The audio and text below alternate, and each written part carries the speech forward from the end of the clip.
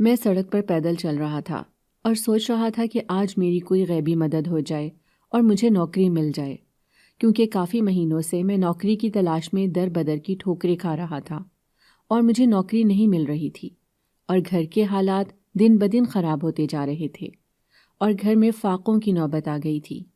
یہ نہیں تھا کہ میں پڑھا لکھا نہیں تھا، بلکہ میں نے MBA کیا ہوا تھا، اور یہ میں ہی جانتا تھا کہ میری ماں نے مجھے کتنی مشکلوں سے پڑھایا تھا، اور میرے کندھوں پر میری 2 بہنوں کی شادی کا بوجھ تھا۔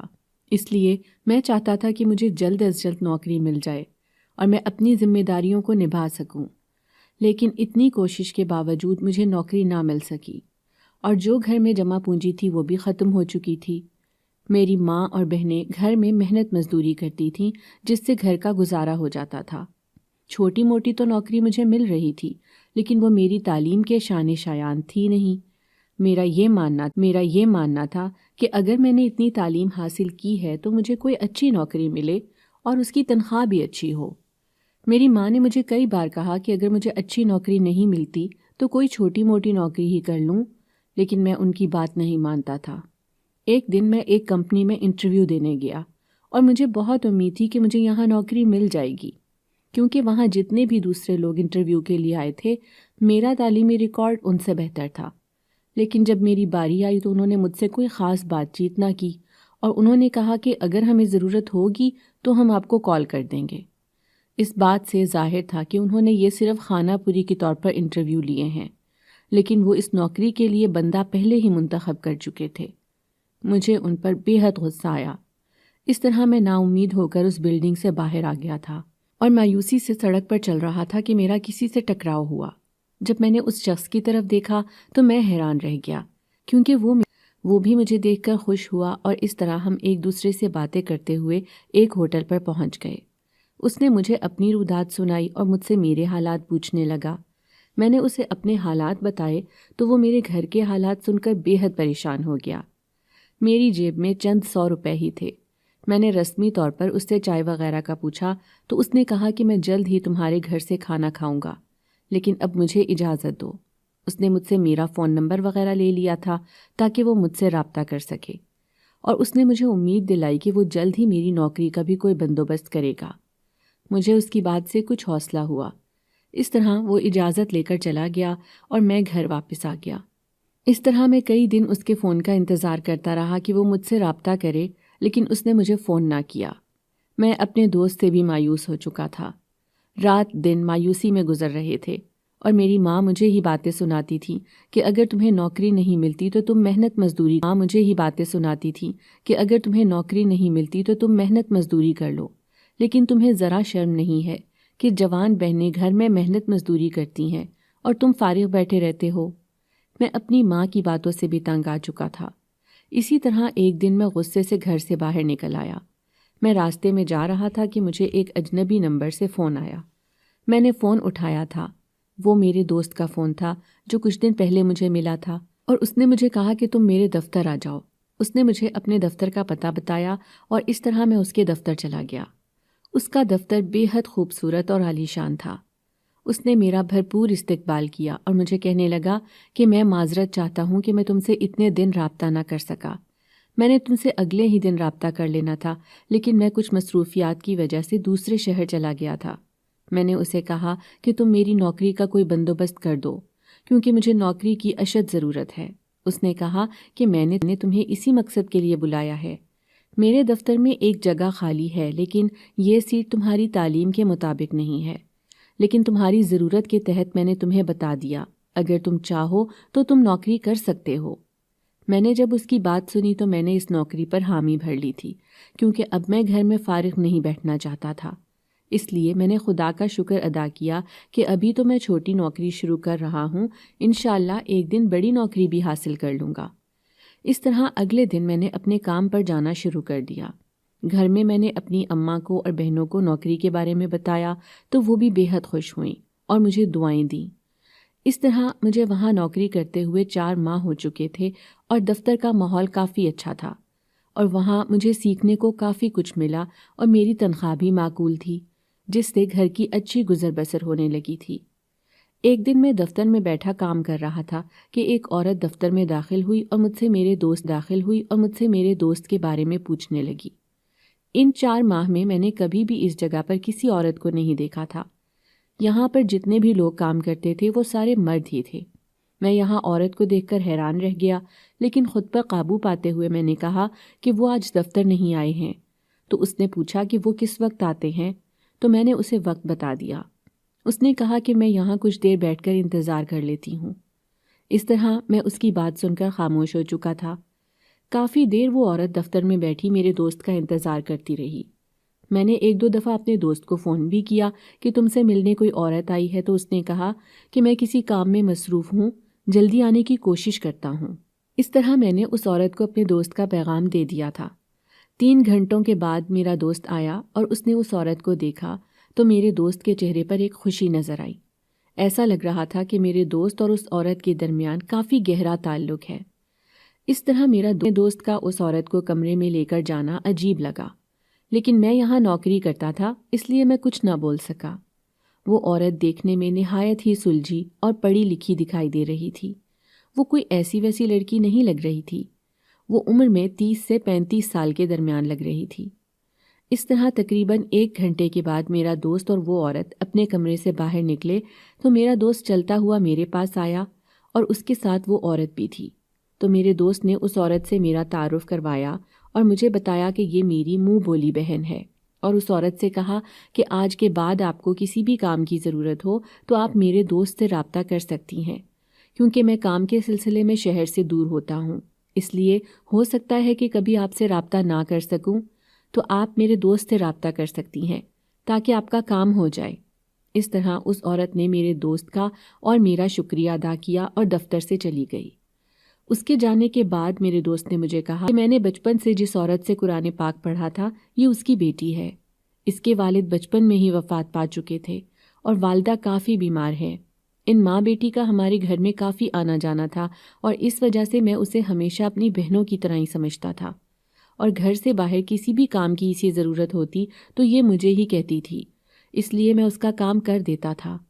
میں نے جھجکتے ہوئے اپنے دوست سے پوچھا کہ کیا اس کی شادی نہیں ہوئی، تو اس نے کہا کہ نہیں، اس کی شادی نہیں ہوئی کیونکہ یہ اپنی ماں کو چھوڑ کر جانا نہیں چاہتی، اور اس لیے اس کی ماں اور یہ خود چاہتی تھیں کہ جس سے بھی اس کی شادی ہو اس کا شوہر گھر داماد بن کر رہے، لیکن جتنے بھی رشتے آئے وہ گھر داماد بننے پر راضی نہ ہوئے، اسی لیے ابھی تک اس کی شادی نہیں ہو سکی۔ اور ان لوگوں کی گاؤں میں کافی زمینیں ہیں جن کی دیکھ بھال میں ہی کرتا ہوں، اور کبھی کبھار ادھر چکر بھی لگا لیتا ہوں، اس لیے یہ ان کا حساب کتاب لینے کے لیے دفتر آئی تھی۔ میں اپنے دوست کی اس وضاحت پر خاموش ہو چکا تھا۔ اس طرح میرے دوست نے مجھے کہا کہ اگر میں شہر میں موجود نہ ہوں تو تم میری جگہ ان کا کام کر دیا کرنا، کیونکہ ان کے گھر میں کوئی بھی مرد موجود نہیں ہے، اس طرح تمہیں بھی ثواب ہوگا۔ میں نے اس کی بات پر سر ہلا دیا۔ اس طرح کافی دن گزر گئے۔ ایک دن رات گئے مجھے ایک نمبر سے فون آیا اور ایک عورت کی آواز آئی جو بے تحاشا رو رہی تھی۔ میں پریشان ہو چکا تھا اور میں نے اسے پوچھا کہ آپ کون ہیں، تو اس نے روتے ہوئے اپنا نام کلثوم بتایا اور کہا کہ میں آپ کو دفتر میں ملی تھی، میرا بھائی شہر سے باہر ہے، اس لیے مہربانی کر کے آپ ہمارے گھر آ جائیں، کیونکہ میری ماں کی طبیعت بے حد خراب ہے، انہیں ہسپتال لے کر جانا ہے، ہمارے گھر میں کوئی بھی مرد موجود نہیں ہے۔ میں اس کی بات سے سمجھ گیا تھا کہ یہ وہی عورت بول رہی ہے جو دفتر آئی تھی۔ اس طرح میں نے اس سے اس کے گھر کا پتہ پوچھا اور اس کے گھر چلا گیا۔ جب میں گھر گیا تو دیکھا کہ اس کی ماں بے ہوش پڑی۔ میں نے اس کی ماں کو ہسپتال پہنچایا اور خود بھی ہسپتال میں رہا اور اسے دلاسا دیتا رہا۔ کافی دیر کے بعد اس کی ماں کو ہوش آیا تو اس نے میرا شکریہ ادا کیا اور کہنے لگی کہ اب آپ جا سکتے ہیں، آپ کو میری وجہ سے ساری رات یہاں رکنا پڑا، لیکن میں نے کہا کہ کوئی بات نہیں، آپ کو جب بھی کبھی میری ضرورت ہو آپ مجھے بلا سکتی ہیں۔ اس طرح میں گھر واپس آ گیا تھا اور اگلے دن میں اخلاقی طور پر خود ہی اس کی والدہ کا پتہ لینے کے لیے ہسپتال چلا گیا تھا، کیونکہ ابھی تک اس کی والدہ کو ہسپتال سے چھٹی نہیں ملی تھی۔ اس طرح میں اکثر ہی اس عورت سے فون پر پوچھنے لگا کہ آپ کو کسی کام کی ضرورت تو نہیں ہے، اگر ہے تو آپ مجھے بتا دیں، اگر کوئی کام ہوتا تو وہ مجھے کہہ دیتی، ورنہ حال احوال پوچھ کر میں فون بند کر دیتا تھا۔ اسی طرح مجھے اس عورت سے ہمدردی ہونے لگی۔ ایک دن میرا دوست میرے پاس بیٹھا ہوا تھا اور میری طرف بڑے غور سے دیکھ رہا تھا۔ میں نے اپنے دوست سے پوچھا کہ تم میری طرف ایسے کیوں دیکھ رہے ہو؟ تو اس نے کہا کہ میں جو بات سوچ رہا ہوں وہ بات تم سے کرتے ہوئے ڈر رہا ہوں۔ میں نے اپنے دوست کو ہنستے ہوئے کہا کہ ایسی کون سی بات ہے جو تم مجھ سے کرتے ہوئے ڈر رہے ہو؟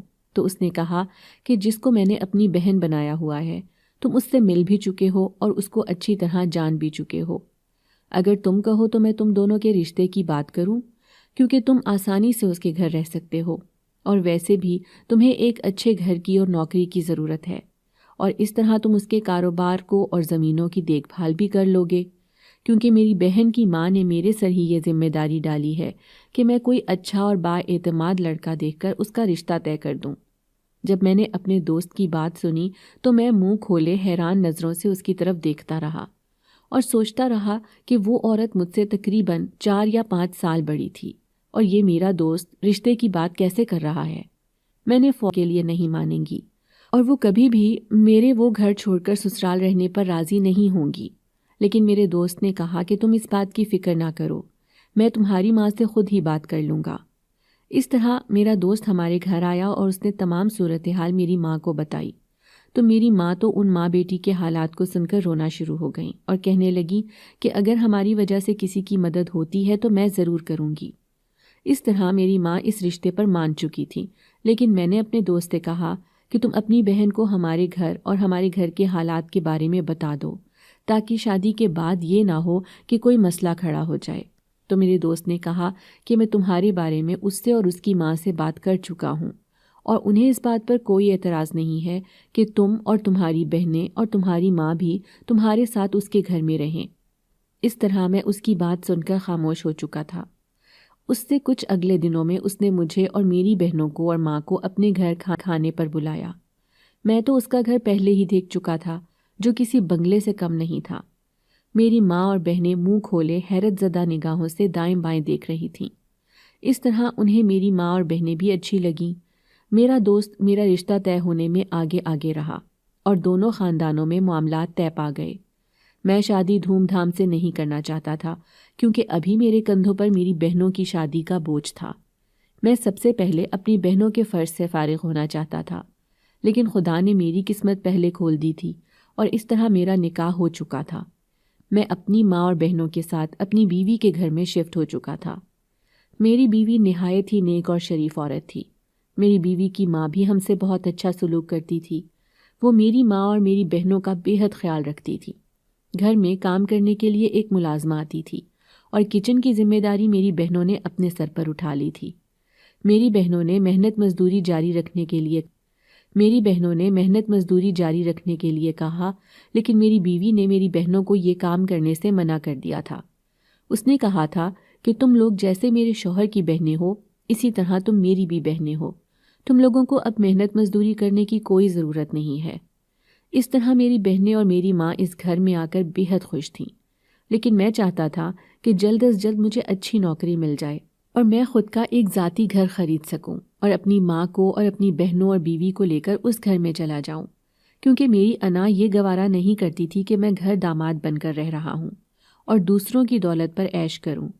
میں نے دوست کی بات مان تو لی تھی، کیونکہ اس گھر کو کسی مرد کی ضرورت تھی، اس وجہ سے میں اس بات سے انکار نہیں کر سکا تھا، لیکن میں دل میں اس بات کا پکا ارادہ بنا چکا تھا کہ میں جلد از جلد اپنا گھر خرید لوں گا۔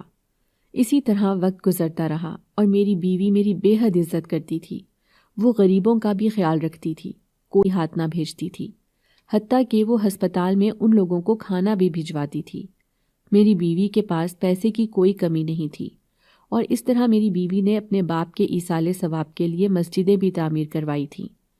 میں اپنی بیوی کے اس کار خیر سے بہت خوش تھا اور دل میں خوش ہو رہا تھا کہ اللہ تعالیٰ نے مجھے ایک نیک اور اچھی شریک حیات سے نوازا ہے۔ میری بیوی نے مجھ سے کہا کہ میں جہاں اتنے غریب لوگوں کی بچیوں کو جہیز دے کر ان کی شادیاں کرواتی ہوں، اسی طرح میں تمہاری بہنوں کی بھی شادی کی ذمہ داری لیتی ہوں۔ اس طرح میری بیوی نے میری بہنوں کی شادی کے لیے رشتے دیکھنا شروع کر دیے، اور 2 ماہ کے اندر ہی اس نے میری بہنوں کے رشتے طے کر دیے۔ میری بیوی نے میری بہنوں کے جہیز میں کسی چیز کی کمی نہ رہنے دی اور میری بہنوں کو بے تحاشا جہیز دیا۔ میری ماں اور میری بہنیں میری بیوی کو دعائیں دیتیں، اور اس طرح میری بہنیں اپنے گھروں کو رخصت ہو چکی تھیں۔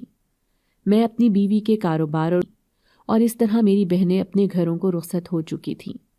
میں اپنی بیوی کے کاروبار اور اس کی زمینوں کی دیکھ بھال کرتا تھا۔ میں نے اپنے دوست کی نوکری چھوڑ دی تھی، کیونکہ یہ میری بیوی نے کہا تھا کہ جب خود کا کاروبار موجود ہے تو پھر تم کسی اور کی نوکری کیوں کرو گے؟ اس طرح میں نیک نیتی سے حساب کتاب لا کر اپنی بیوی کے ہاتھ پر رکھ دیتا تھا، جسے وہ لینے سے انکار کر دیتی اور کہتی کہ تم ہی اس کے حقدار ہو، کیونکہ آج تک کوئی بھی اس ذمہ داری کو نہیں نبھا سکا تھا۔ تم نے میری خاطر اور میری ماں کی خاطر اپنا گھر بار چھوڑا، اور یہ کوئی چھوٹی بات نہیں ہے۔ میں نے کہا کہ جہاں میں نے اپنا گھر بار چھوڑا، تم نے بھی تو میری بہنوں کو اپنی بہنیں سمجھا اور ان کو اچھے طریقے سے اس گھر سے رخصت کیا۔ اس طرح ہم میاں بیوی ایک اچھی زندگی گزار رہے تھے کہ میری بیوی کی ماں بیمار ہو گئی۔ میں نے اپنی ساس کے علاج کے لیے کوئی کسر نہ چھوڑی۔ میں اسے شہر کے بڑے بڑے ہسپتالوں میں لے کر گیا اور اس کا علاج کروایا۔ لیکن ہم سب کی توجہ اور دعاؤں کے باوجود بھی وہ صحت یاب نہ ہو سکی اور فوت ہو گئی تھی۔ میری بیوی کو اپنی ماں کے اس دنیا سے چلے جانے کا بے حد غم تھا۔ میں نے اس مشکل وقت میں اپنی بیوی کا ساتھ نبھایا اور اسے حوصلہ دیتا رہا۔ میری ماں نے بھی اسے سگی ماں کی طرح دلاسا دیا، اور اس طرح وہ جلد ہی اس غم سے نکل آئی تھی۔ دوبارہ سے زندگی کی وہی روٹین شروع ہو چکی تھی۔ میں ایک بات سے بے حد پریشان تھا، کیونکہ میری ماں دن بدن مجھ سے سوال کرتی تھی کہ تمہاری شادی کو 2 سال ہو چکے ہیں، لیکن تمہیں ابھی تک اولاد کی خوشخبری نہیں ملی۔ میں یہ سوال سن کر پریشان ہو جاتا تھا، اور میں اپنی ماں کو کہتا تھا کہ اس میں میرا یا میری بیوی کا کیا قصور ہے؟ یہ تو اللہ کے کام ہے، اگر اس نے دینی ہوگی تو دے دے گا۔ لیکن میری ماں کہتی تھی کہ تم میرے ایک ہی بیٹے ہو، اور میں چاہتی ہوں کہ میں تمہاری اولاد کو اپنے ہاتھوں میں کھلاؤں اور ان سے پیار کروں۔ میں اپنی ماں کی بات سن کر خاموش ہو جاتا تھا، لیکن میں نے اس بات کا ذکر کبھی بھی اپنی بیوی سے نہیں کیا تھا، نہ ہی اسے یہ بات محسوس کروائی تھی کہ میری ماں میری بے اولادی کی وجہ سے پریشان ہوتی ہیں۔ ایک دن میں گھر واپس آیا تو میں نے دیکھا کہ میری بیوی بے حد پریشان ہے اور رو رہی ہے۔ میں نے اپنی بیوی سے اس کے رونے کی وجہ پوچھی تو اس نے کہا کہ ایسی کوئی بات نہیں ہے، مجھے میری ماں کی یاد آ رہی ہے۔ میں نے اپنی بیوی کو حوصلہ اور دلاسا دیا، لیکن مجھے ایسا لگ رہا تھا کہ وہ مجھ سے کوئی بات چھپا رہی ہے۔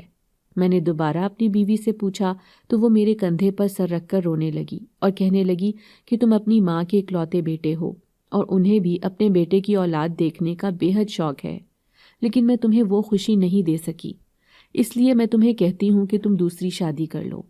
جب میں نے اپنی بیوی کے منہ سے یہ بات سنی تو میں بے حد پریشان ہو گیا، اور مجھے ایسا لگنے لگا کہ کہیں میری ماں نے یہ بات نہ کی ہو۔ میں نے اپنی بیوی کو حوصلہ دیا کہ تمہیں پریشان ہونے کی کوئی ضرورت نہیں ہے، وہ نوازے گا، لیکن اگر اللہ نے ہمیں اس خوشخبری سے نہ نوازا تو میں دوسری شادی ہرگز نہیں کروں گا۔ اس طرح میں اپنی بیوی کو سمجھا کر کمرے سے باہر آ گیا تو میں اپنی ماں کے پاس گیا اور پوچھا کہ کیا آپ نے میری بیوی سے بے اولادی کی بات کی ہے؟ تو میری ماں نے کہا کہ میں تمہاری بہن سے فون پر بات کر رہی تھی تو اس نے میری بات سن لی ہے، لیکن میں نے اسے یہ نہیں کہا کہ میں اولاد کے لیے اپنے بیٹے کی دوسری شادی کروا دوں گی۔ اس نے خود ہی سوچ کر تمہیں کہا ہے۔ میں نے اپنی ماں سے کہا کہ آج تو اس گھر میں یہ بات ہو گئی ہے، لیکن اگر یہ بات دوبارہ ہوئی تو مجھ سے برا کوئی نہیں ہوگا۔ اس طرح میں اپنی ماں کو بھی سمجھا کر گھر سے باہر نکل آیا تھا۔ میں اپنے کاروبار میں بے حد مصروف ہو چکا تھا۔ ایک دن میں کافی دیر سے گھر لوٹا تو میری بیوی بے حد خوش دکھائی دے رہی تھی، اور میں حیران تھا کہ میری بیوی اتنا خوش کیوں ہو رہی ہے۔ اس کے ہاتھ میں کچھ کاغذ بھی تھے۔ میں نے اپنی بیوی سے اس کی خوشی کی وجہ پوچھی تو اس نے وہ کہا۔ جب میں نے ان کاغذات کو دیکھا تو میں بھی حیران نظروں سے اپنی بیوی کی طرف دیکھ رہا تھا، کیونکہ وہ میری بیوی کی ٹیسٹ رپورٹ تھی، جس میں یہ واضح لکھا ہوا تھا کہ میری بیوی ماں بننے والی ہے۔ میں یہ خبر دیکھ کر بے حد خوش ہوا اور خدا کا شکر ادا کرنے لگا کہ اس نے ہماری فریاد سن لی ہے۔ میں نے اپنی بیوی سے کہا کہ میں تمہیں پہلے ہی کہتا تھا کہ خدا کے گھر دیر ہے اندھیر نہیں، اس لیے یہ حوصلہ چھوڑنا نہیں چاہیے۔ اس طرح میں نے یہ خوشخبری اپنی ماں کو بھی سنائی۔ وہ بھی بے حد خوش ہوئیں اور ہمیں ڈھیروں دعائیں دیں۔ میں نے اپنی بیوی کا بے حد خیال رکھا اور اسے ہر طرح کا پرسکون ماحول فراہم کیا۔ جب سے میری بیوی کو یہ خوشخبری ملی تھی، میری بیوی اور بھی زیادہ صدقہ اور خیرات کرنے لگی۔ وہ غریب لوگوں کو کھانے کا سامان دیتی اور یتیم بچیوں کو جہیز دیتی اور ان کی شادیاں کرواتی۔ اسی طرح وقت گزرتا رہا اور میری بیوی نے ایک خوبصورت بیٹے کو جنم دیا۔ لیکن میری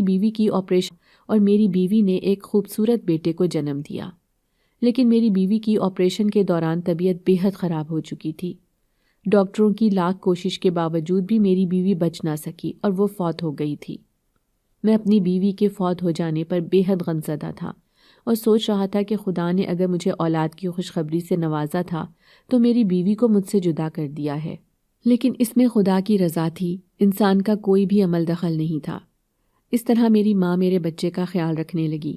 میری بہنیں بھی ہمارے گھر آ جاتی اور میرے بیٹے کا خیال رکھتی۔ ان تمام جائیداد اور زمینوں کا میں ہی وارث بن چکا تھا۔ ایک دن میں اپنی بیوی کی قبر پر گیا تو دیکھا کہ میری بیوی کی قبر پر 2 کتے بیٹھے ہوئے ہیں اور میری بیوی کی قبر پر پنجے مار رہے ہیں۔ میں یہ منظر دیکھ کر دل برداشتہ ہو گیا اور بھاگ کر اپنی بیوی کی قبر پر گیا اور میں نے ان کتوں کو وہاں سے بھگانا شروع کیا، لیکن کتے وہاں سے بھاگ نہیں رہے تھے۔ یہاں کچھ دیر کے بعد ان کتوں نے دوبارہ سے قبر پر پنجے مارنے شروع کر دیے اور کچھ دیر کے بعد اونچی آواز سے رونا شروع کر دیا۔ دائیں بائیں جتنے بھی لوگ موجود تھے وہ ڈر گئے۔ میں یہ منظر دیکھ رہا تھا اور وہاں پر موجود ایک آدمی نے کہا کہ یہ کتے روزانہ یہاں آتے ہیں اور اس قبر پر بیٹھ کر روتے ہیں اور پنجے مارتے ہیں۔ میں نے اپنی بیوی کی قبر کا جائزہ لینا شروع کر دیا اور میں نے امام مسجد سے کہا کہ ہم اس قبر کی کھدائی کرتے ہیں اور دیکھتے ہیں کہ اس قبر میں کیا مسئلہ ہے۔ اور جب میں نے امام کے ساتھ مل کر قبر کی کھدائی کی تو جو منظر میں نے دیکھا اس کو دیکھ کر میرا دل پھٹ گیا تھا، کیونکہ وہاں پر میری بیوی کی میت پڑی تھی اور اس کے چہرے پر بے حد نور تھا اور گلاب کے پھولوں کی خوشبو آ رہی تھی۔ اتنی دیر میں وہ کتے دوبارہ سے میری بیوی کے پاس آ گئے اور اب وہ خاموشی سے میری بیوی کے چہرے کو تکنے لگے۔ اتنی دیر میں ایک آدمی چلتا ہوا ان کتوں کے پاس آ گیا اور کہنے لگا کہ یہ عورت روزانہ ان کتوں کو کھانا کھلاتی تھی اور یہ بھی بلا ناغہ اس عورت کے گھر کے باہر بیٹھ جاتے تھے، لیکن جب سے یہ فوت ہو چکی ہے تو یہ کتے اس قبر پر بیٹھ کر روتے ہیں۔ میں نے جب یہ بات سنی تو میں اپنی بیوی کی اس رحم دلی پر بے حد حیران ہوا کہ وہ نہ صرف انسانوں پر مہربان تھی بلکہ وہ تو جانوروں کے ساتھ بھی اچھا سلوک کرتی تھی۔ اس طرح میں نے دوبارہ سے اپنی بیوی کی قبر پر مٹی ڈال دی اور دعا کی کہ جس طرح یہ غریب لوگوں کا خیال رکھتی رہی ہے مجھے بھی توفیق ملے اور میں بھی ویسے ہی اس کے اس عمل کو جاری رکھ سکوں۔ اس طرح میں اپنی بیوی کی قبر سے واپس لوٹ آیا تھا۔ میں ان 2 کتوں کو بھی اپنے ساتھ اپنے گھر لے آیا اور ان کا ویسے ہی خیال رکھنے لگا جس طرح میری بیوی ان کا خیال رکھتی تھی۔ میں بلا ناغہ ان کو کھانا دیتا تھا۔ اب وہ کتے میرے ساتھ میری بیوی کی قبر پر جاتے تھے، لیکن وہاں پر انہوں نے چیخنا چلانا اور پنجے مارنا چھوڑ دیا تھا، بلکہ وہاں جا کر خاموشی سے بیٹھ جاتے تھے اور واپسی پر میرے ساتھ آ جاتے تھے۔ میں نے اپنی بیوی کے اس عمل کو جاری رکھا۔ میں یتیم بچیوں کی شادی میں ان کے ساتھ بھرپور تعاون کرتا اور ان کی مدد کرتا۔ اس طرح میں نے اور بھی فلاحی ادارے قائم کیے جو لوگوں کی مدد میں بڑھ چڑھ کر حصہ لیتے ہیں۔ وقت گزرتا رہا اور میرا بیٹا 5 سال کا ہو چکا تھا۔ میری ماں نے کئی بار مجھے کہا کہ میں دوسری شادی کر لوں اور میرے دوست نے بھی کئی بار کہا کہ تم نے میری منہ بولی بہن کے ساتھ بہت اچھا سلوک کیا ہے، لیکن اب تم دوسری شادی کر لو کیونکہ تم ساری زندگی اکیلے نہیں گزار سکتے۔ لیکن میں نے اپنی بیوی کے ساتھ وفا نبھائی اور اسی کی یاد کے سہارے اپنی زندگی گزارنے کا فیصلہ کیا۔ میں نے اپنے بیٹے کو ماں اور باپ دونوں بن کر پالا۔ میں اپنی بیوی کی یاد کو اپنے دل سے نہیں مٹا سکتا اور میرے پاس میرا بیٹا موجود ہے۔